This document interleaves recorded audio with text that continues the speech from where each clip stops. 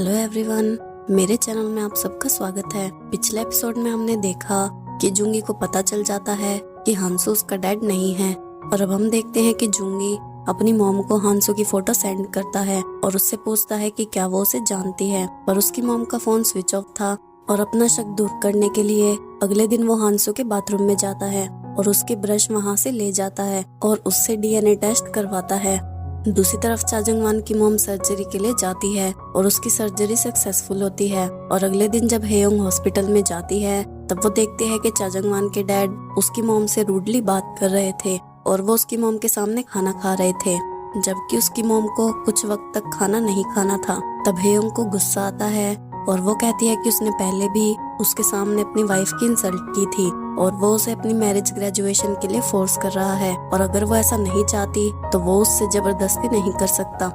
फिर हम देखते हैं कि चोलसू के डैड रायोंग को लंच पर इनवाइट करते हैं और वहाँ वो उसे एक पर्स देते हैं जो बहुत महंगा था और उससे कहते हैं कि चोलसू को घर और उसकी कंपनी में वापस लाने के लिए ये उसका इनाम है, पर वो उसका पर्स उसे वापस कर देती है।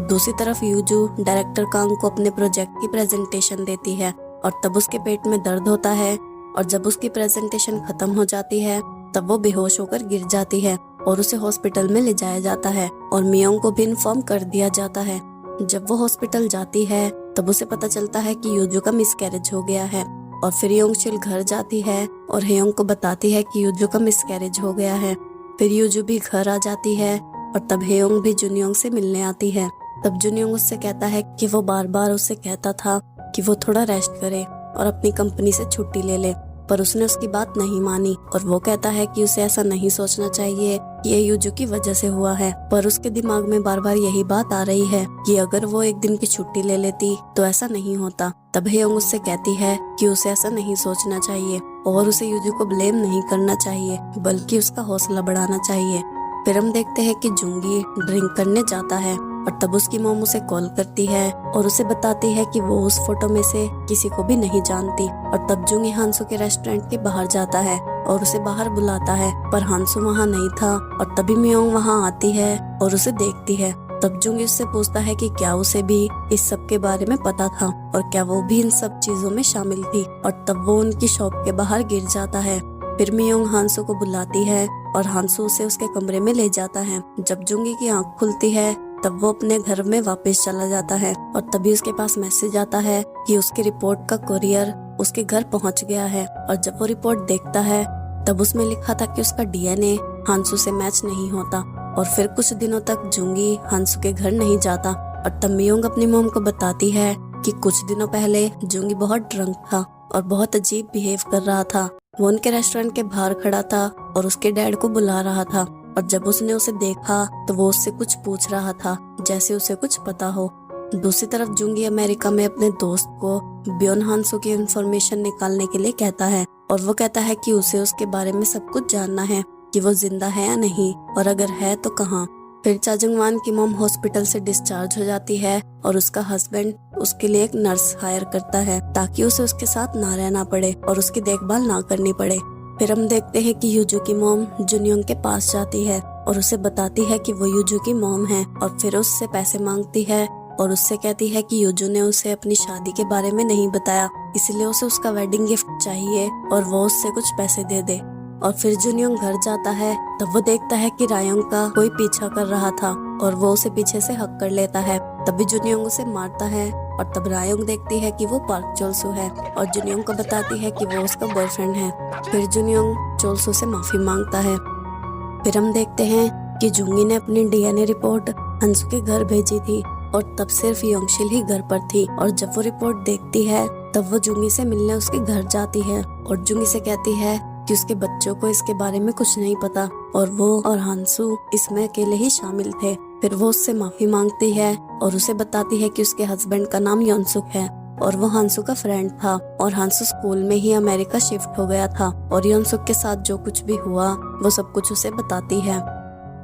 और उससे कहती है कि जब योनसुक हांसू के साथ काम करने अमेरिका गया तब वो एक क्लब में गए थे और वहाँ ब्लास्ट हुआ और हांसू नहीं बच पाया और क्योंकि ब्लास्ट से पहले हांसू ने योनसुक की जैकेट पहनी थी और उनके पासपोर्ट एक्सचेंज हो गए थे इसलिए लोग उसे युनसुक और उसके हस्बैंड को हांसो समझ रहे थे। और क्योंकि वो प्रेग्नेंट थी और उस पर पहले से ही क्रिमिनल रिकॉर्ड था, इसलिए उसने उसे हांसो बनकर जीने के लिए कहा, क्योंकि वो नहीं चाहती थी कि उसके बच्चों को एक खूनी के बच्चों के नाम से जीना पड़े। पर जुंगी कहता है कि वो उसकी बात पर कैसे यकीन करे जब वो उससे इतना बड़ा झूठ बोल सकते हैं। तब योंगशुल उससे कहती है कि वो बहुत बड़ा ब्लास्ट था और उसके बारे में आर्टिकल्स जरूर होंगे और अगर वो चाहे तो इन्वेस्टिगेशन कर सकता है। और वो उससे कहती है कि क्या वो पास्ट को भुला नहीं सकता। और क्योंकि जुनियोंग की जॉब अभी लगी है और हेयोंग एक जज बनना चाहती है और रायोंग और मियोंग की शादी भी नहीं हुई है, इसलिए वो उससे कहती है कि क्योंकि वो एक एक्सीडेंट था इसलिए वो सब कुछ भूल जाए और चाहे तो उन्हें कभी माफ ना करे। पर वो चाहती है कि उनके बच्चों के लिए वो पास्ट को भुला दे। पर जुंगी कहता है कि वो ऐसा नहीं करेगा और वो उसे दोबारा कभी नहीं देखना चाहता। फिर योंगशिल वहाँ से चली जाती है। फिर जुंगी का दोस्त उसे कॉल करता है और उसे बताता है कि हांसू के कोरिया जाने से पहले एक बिल्डिंग में आग लगी थी जिसकी वजह से वहाँ ब्लास्ट हो गया था और हांसू भी वहीं था पर वो बच गया था और योंगसुक जो हांसू के साथ था वो नहीं बच पाया था। तब जुंगी को समझ आ जाता है कि योंगशिल सच बोल रही थी। दूसरी तरफ चाजंगवान के डैड सबको एक मीटिंग के लिए बुलाते हैं और उन्हें बताते हैं कि अब वो उसकी मॉम के साथ इस घर में नहीं रहेंगे और अब वो अपनी मैरिज की रिस्पॉन्सिबिलिटी को साइड में रखकर अपनी लाइफ जीना चाहते हैं। और वो चाजंगवान की मॉम से अपनी पेंशन मांगता है पर वो उसे मना कर देती है और तब वो कहता है कि उसने अपने लिए एक घर ढूंढ लिया है और अगर वो उसे उसकी पेंशन नहीं देगी तो वो उसकी खरीदी बिल्डिंग पर लोन लेगा और फिर उसे उसकी पेंशन से वो लोन चुकाना पड़ेगा। फिर योंगशिल सबको डिनर पर बुलाती है और उनसे कहती है कि वो सबके साथ डिनर करना चाहती थी पर हेयोंग को उसकी मॉम का बिहेवियर अजीब लगता है क्योंकि जुंगी और उसके डैड घर पर नहीं थे और उसने उन्हें डिनर पर बुलाया था। फिर हेयोंग अपनी मॉम के पास जाती है और उससे पूछती है कि अगर वो उससे कुछ बात करना चाहती है तो वो उसे बता सकती है। पर योंगशिल कहती है कि वो उसे बाद में सब कुछ बता देगी। तभी हेयोंग की फ्रेंड उसे कॉल करती है और उसे बताती है कि उसके ससुर उसकी कंपनी में है और उसके साथ फ्रॉड हुआ है क्योंकि जिससे वो घर खरीदने वाला था वो उसके पैसे लेकर भाग गया है। फिर वो चाजंगवान के साथ अपनी कंपनी में जाती है और उसके डैड को बताती है कि उन्हें पता है कि उसके साथ फ्रॉड हुआ है और हेयोंग की फ्रेंड ने उसे बताया है। तब हेयोंग उससे कहती है कि वो वापस घर आ जाए और वो उसकी वाइफ को उसके फ्रॉड केस के बारे में कुछ नहीं बताएगी। फिर वो उनके साथ घर चला जाता है। दूसरी तरफ हांसू जुंगी के घर उससे मिलने जाता है क्योंकि उसे नहीं पता था कि जुंगी को सब कुछ पता चल गया है। और जब वो उसके घर जाता है तब जुंगी उसे युनसुक के नाम से बुलाता है और वो उससे कहता है कि उसे पता है कि वो उसके डैड का फ्रेंड था और पिछले 4 महीनों से वो उसे धोखा दे रहा है और उसने उसे अपने घर में सिर्फ इसलिए रहने दिया क्योंकि उसे पकड़े जाने का डर था और इसलिए उसने उसके डैड बनने का नाटक किया। और जुंगी कहता है कि अभी तक उसे ये नहीं पता था कि उसके डैड की डेथ हो गई है और ये सब सिर्फ उसकी वजह से हुआ है और वो उसका चेहरा दोबारा नहीं देखना चाहता। फिर हांसू योंगशिल के पास जाता है और वो उसे बताती है कि जुंगी ने उनके पास अपनी डीएनए रिपोर्ट भेजी थी और जब उसने उसे फोन किया तब उसका फोन भी स्विच ऑफ था। तब हांसू कहता है कि वो 35 सालों से हांसू बनकर जी रहा है और अब वो ऐसा नहीं कर सकता और वो कल ही खुद को पुलिस के हवाले कर देगा। तब योंगशिल उससे कहती है कि 2 दिन बाद उसका बर्थडे है और अपने बर्थडे पर वो सबको सच बता दे और फिर वो खुद को पुलिस के हवाले कर सकता है। अगले दिन चाजंगवान की मोम हेयोंग के पास जाती है